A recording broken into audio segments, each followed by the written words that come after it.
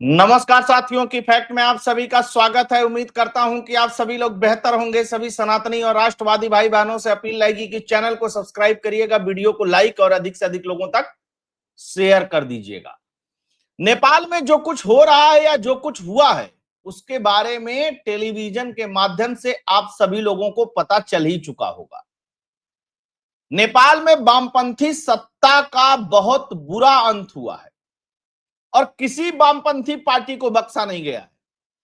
सबके साथ एक ही तरीके का व्यवहार किया गया है। साथ के साथ वहां की जो कांग्रेस थी, कांग्रेस यानी कि वहां की कांग्रेस पार्टी जो थी नेपाल की, उसके साथ भी बुरा बर्ताव ही किया गया है। अब इसको लेकर के तमाम तरीके की थ्योरी है कि यह यूथ का आंदोलन था, यह छात्रों का आंदोलन था, या करप्शन को लेकर के आंदोलन था, तमाम तरीके की बातें। नो डाउट कि नेपाल में बहुत बड़े पैमाने पर करप्शन था और उस करप्शन के केंद्र बिंदु में नेपाल की वामपंथी सरकार थी।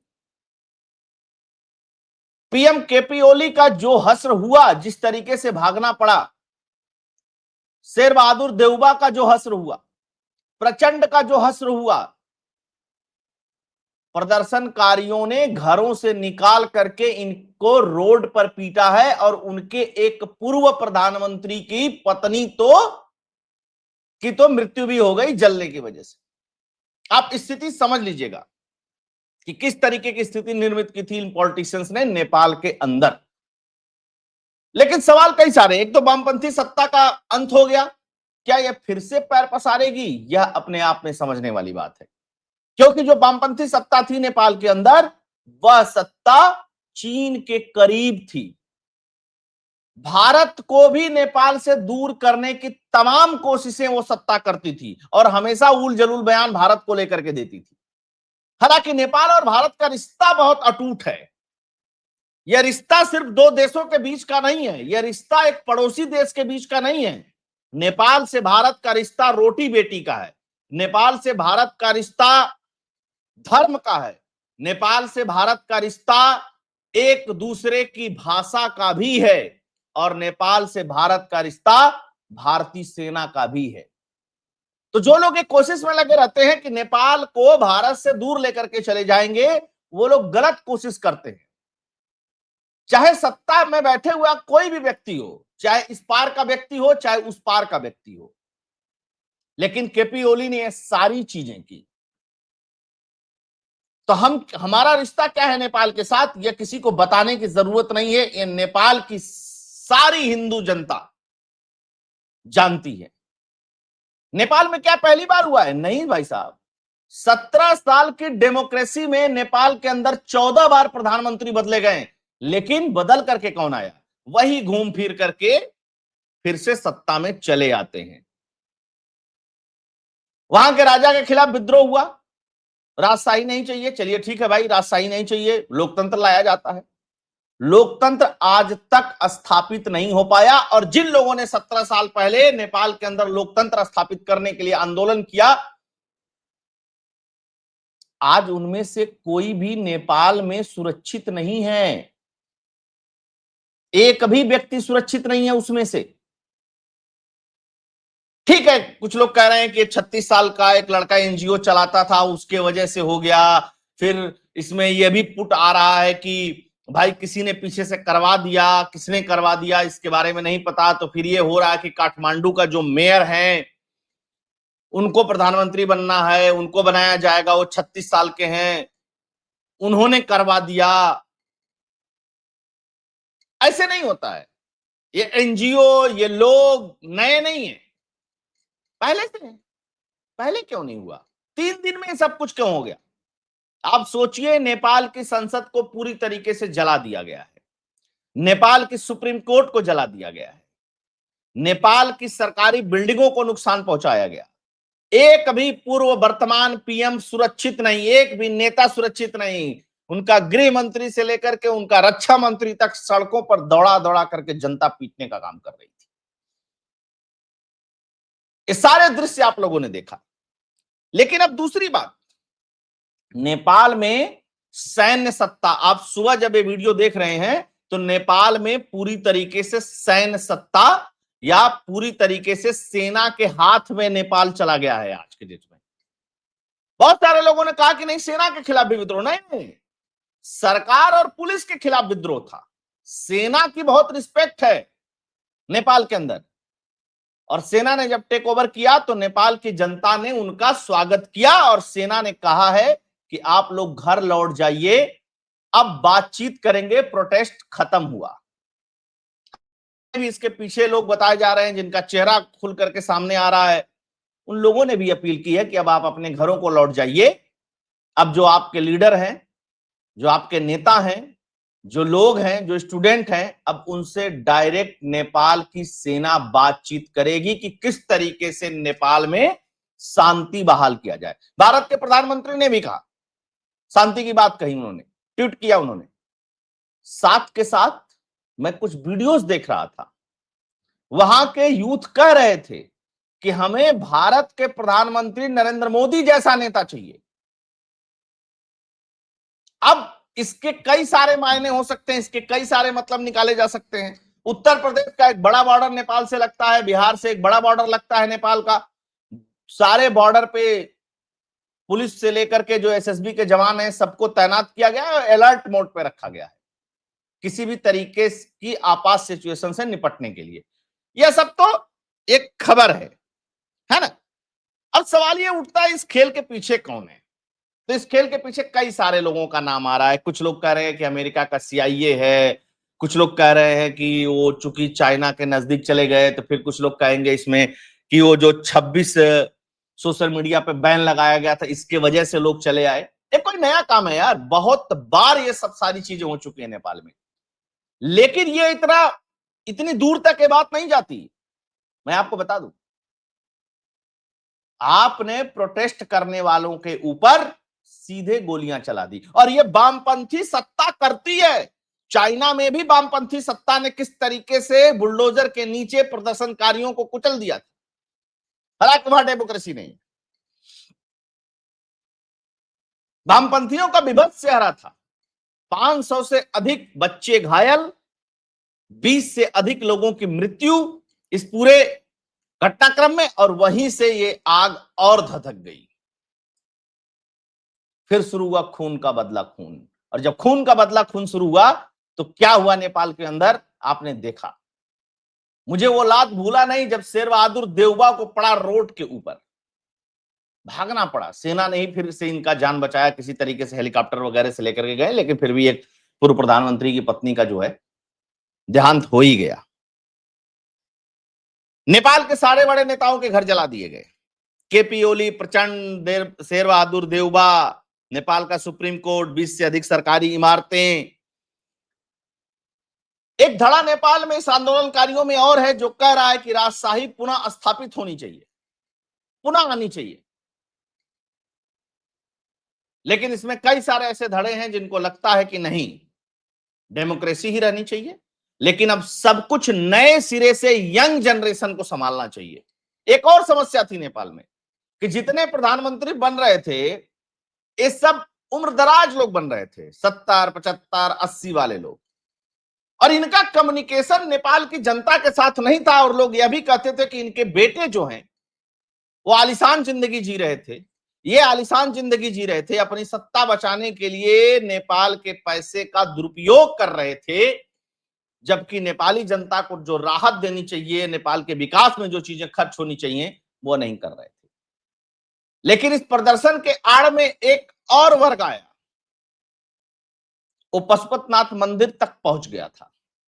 हालांकि कुछ हुआ नहीं, अब तो सब कुछ सेना के कंट्रोल में है, लेकिन पशुपतिनाथ मंदिर तक पहुंचने वाले ये प्रदर्शनकारी बच्चे हिंदू बच्चे नहीं थे, वो कोई और ही थे जो इसकी आड़ में अपनी गोटी, अपनी रोटी सेकना चाहते थे।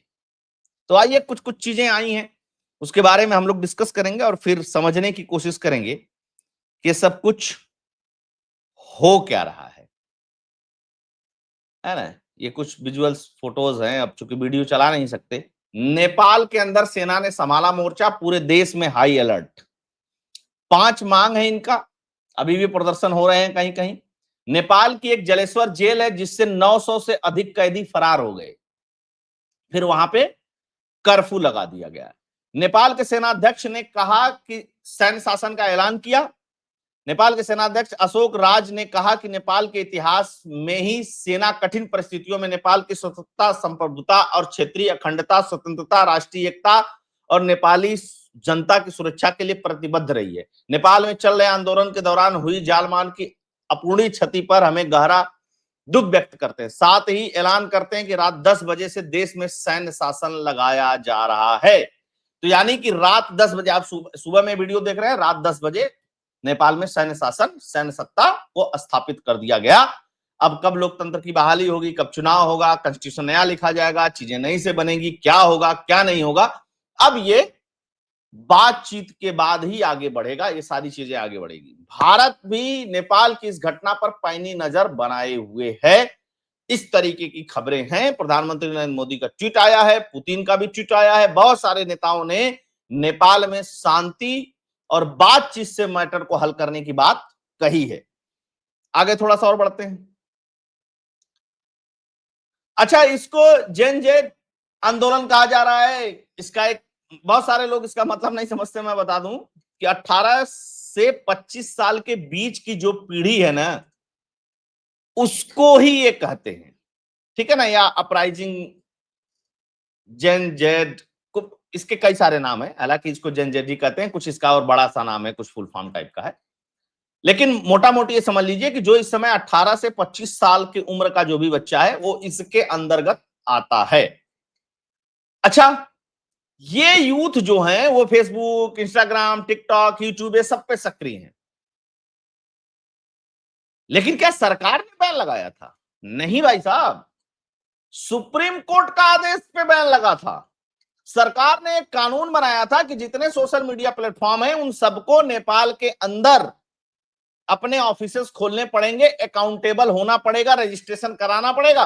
और चीनी कंपनियों ने रजिस्ट्रेशन करा लिया, ऐसी सूचना है। अमेरिकी कंपनियों ने नहीं कराया, इसलिए उनके सोशल मीडिया को बंद कर दिया गया। हालांकि जब प्रदर्शन बढ़ा, 20 बच्चों की जान गई, तो उसके बाद इस पर से भी बैन हटा लिया गया। लेकिन तब तक बहुत देर हो चुकी थी, है ना। थोड़ा और आगे बढ़ते हैं, 1-2 पॉइंट्स और हैं। ये तो आप लोगों को पता है, प्रधानमंत्री की पत्नी को घर में बंद करके आग लगा दी, उनकी जलने से मौत हो गई। नेपाल के पूर्व पीएम देउबा, विदेश मंत्री आरजू राणा को जमकर पीटा प्रदर्शनकारियों ने। मतलब आप अंदाजा लगा लीजिए इसी से कि क्या स्थिति रही होगी, क्या मतलब क्या सिचुएशन होगी, है ना। भारत नेपाल सीमा पर हाई अलर्ट, उड़ानें जो हैं वो बंद कर दी गई हैं अभी फिलहाल। नेपाल के कई नेता देश छोड़ करके भाग गए हैं। केपी शर्मा ओली बहुत बोलता था। खैर, नेपाल में 17 साल में 14 बार सरकार बदल दी गई है, तो ये कोई ऐसा नहीं है कि नई बात है। लेकिन नई बात क्या है कि जितने वामपंथी दल हैं, ये जितने वही नाम दिख रहे थे पिछले 17 साल से, इन सबकी छुट्टी हो गई है और इनकी अब सत्ता में वापसी मुझे लगता है कि असंभव है। अब ये नहीं होने, अब ये वामपंथी वापस नहीं आने वाले हैं। खैर, ये भी देख लीजिए, जब प्रदर्शन हुआ था, कब, 2006 से 2008 तक, जब एक तरफ सरकार भी हुआ करती थी, एक तरफ राजा भी हुआ करते थे और दोनों कंबाइंड गवर्नमेंट चलाते थे, तब ये सब थी। नेपाली कम्युनिस्ट पार्टी, मैक्सिस लेलैन, नेपाली कांग्रेस, डेमोक्रेटिक नेपाली श्रमिक किसान पार्टी, संयुक्त वाम मोर्चा, ये सब लोग थे। एक नेपाल सद्भावना पार्टी को छोड़ करके सारी वामपंथी पार्टियां थी। तो अब इन सबों का छुट्टी हो गया, ये भी कभी प्रदर्शन किए थे। एक बात और जान लीजिए कि नेपाल में राजा को भगवान विष्णु का अवतार माना जाता था। लेकिन फिर राज परिवार में जो कुछ हुआ, फिर उसके बाद धीरे धीरे चीजें बिगड़ती गई और बिगड़ने के बाद अंत में आकर के बहुत बिगड़ गई। कुछ लोग यह भी कहते हैं कि भारत की कांग्रेस पार्टी जब उस समय सत्ता में थी तो सोनिया गांधी की ज्ञानेंद्र से, राजा ज्ञानेंद्र से नहीं जमती थी। उन्होंने सब सारी चीजें सीताराम येचुरी के कहने पर किया, चाइनीजों के कुछ चाइनीजों के साथ मिलकर। और इस बात में सच्चाई बाद में पता चली, जब 2020 का दौर याद करिए, जब चाइना की एक राजदूत, महिला राजदूत ने शेर बहादुर देवबा, प्रचंड और ओली को अपने सामने बैठाया, ठीक उसी तरीके से जिस तरीके से ट्रंप ने बैठाया था और डिक्टेट किया था। तब लोगों ने क्या कहा था कि क्या चाइना के पिट्ठू हैं केपी शर्मा ओली। उसके बाद फिर प्रचंड आया, फिर देवबा आया, फिर ओली आया, तो ओली कोली चलता रहा। खैर, भारत के साथ नेपाल के संबंधों में तनाव भी इसी ओली के समय में आया था, है ना। ये कभी कहता था कि लेपुलेख हमारा है, तो कभी कुछ, तो कभी कुछ, तो कभी कुछ, सारी चीजें करता था। जबकि इतना मजबूत है हमारा रिश्ता। सोचिए, हमारे देश की सेना में एक बटालियन है, गोरखा रेजिमेंट जिसका नाम है, और उस रेजिमेंट में बड़े पैमाने पर 70 to 80% लोग जो हैं वो नेपाल से आते हैं भाई साहब। और गोरखा के बारे में मतलब दुनिया में प्रसिद्ध है ना गोरखा। मतलब गोरखा, गोरखा की युद्ध शैली, गोरखा की कला, गोरखा जिस तरीके से लड़ते हैं, गोरखा सैनिक, मतलब उनके बारे में कोई डाउट नहीं है। भारत में भी किसी को डाउट नहीं है, नेपाल में भी किसी को डाउट नहीं है, गोरखाओं पे किसी को डाउट नहीं, क्योंकि गोरखा को खुद अपने पे डाउट नहीं होता। उस तरीके के रिलेशन को इन वामपंथियों ने जो खराब करने की कोशिश की ना, वो बड़ी दिक्कत कर दी। अच्छा, एक बालन शाह है भाई साहब, इनके बारे में बता दें। काठमांडू के हैं, बेंगलोर में BIT Visvesvaraya institute of technology से पढ़े हुए हैं, मेयर हैं काठमांडू के। ये भी इन बच्चों के साथ हैं, ये जेन जेड जो आंदोलन है उसके साथ है, और इन्होंने भी कहा है कि अब आप लोग वापस चले जाइए। और इनको पीएम बनाने की बात चल रही है कि इनको प्रधानमंत्री बनाया जाए। एक और चीज हो गई इसी बीच में, फ्रांस में भी सरकार गिर गई, वहां के प्रधानमंत्री ने बहुमत नहीं सिद्ध कर पाया। हालांकि इस पे बात करेंगे, लेकिन ये सब सारी घटनाएं जो हो रही हैं, इसके पीछे कुछ ताकतें जरूर हैं। कंफर्म नहीं है कि इसके पीछे अमेरिका ही है, ये कंफर्म नहीं है। जब कंफर्म नहीं है तो इसके बारे में बात करना बेकार है। और मुझे लगता है कि ये नेपाल में जो कुछ हुआ है वो शुद्ध रूप से एक आंदोलन है। हाँ, इसकी तैयारी 3 दिन में नहीं हुई है, यह भी सच है। इसकी तैयारी लंबे समय से हुई है। लोगों का अविश्वास है सरकार के ऊपर, और साथ के साथ लोगों का ही नहीं, पूरा पक्ष विपक्ष सब पे अविश्वास है जनता का। इसलिए सत्ता परिवर्तन नेपाल में हुआ है। और मेरे हिसाब से एक आरएसपी पार्टी है, उसके एक नेता है रवि हैं जो है, उन्होंने भी आंदोलन को समर्थन दिया है। तो जिसके जीते हुए सांसद हैं उसमें से एक यही संभवतः पार्टी है जिसके खिलाफ आंदोलनकारी नहीं है। तो इनको भी जब अगली सरकार चुनी जाएगी या कोई वैकल्पिक व्यवस्था दी जाएगी तो उसमें सहभागिता की बात कही जा रही है। लेकिन यह सबक है निरंकुश सत्ता के खिलाफ। और इधर तो आप देख ही रहे हैं, राहुल गांधी बहुत कुछ बोल रहे थे, अब पता चला कि उपराष्ट्रपति चुनाव बम्पर वोटों से जीत गई। भारतीय जनता पार्टी के उम्मीदवार सीपी राधाकृष्णन जीत गए। जीते ही नहीं भाई साहब, उधर से भी वोट इधर पड़ गया है। तो सब कुछ बड़ा मजे में चल रहा है। आप सभी लोगों से आग्रह रहेगा कि अगर वीडियो कंटेंट एनालिसिस फैक्ट्स आप लोगों को पसंद आता है तो वीडियो को अधिक से अधिक लोगों तक शेयर कर दीजिएगा, चैनल को सब्सक्राइब करिएगा। डोनेट और कंट्रीब्यूट करना चाहते हैं तो उसके लिए फोन पे और पेटीएम का नंबर स्क्रीन पे दिया। आप सभी जुड़े, बहुत बहुत धन्यवाद। जय हिंद, जय भारत, जय श्री राम। नेपाल की खबर पे नजर रहेगी, और कुछ अपडेट आता है तो आप लोगों के सामने जरूर उसका विश्लेषण करूंगा। जय श्री राम।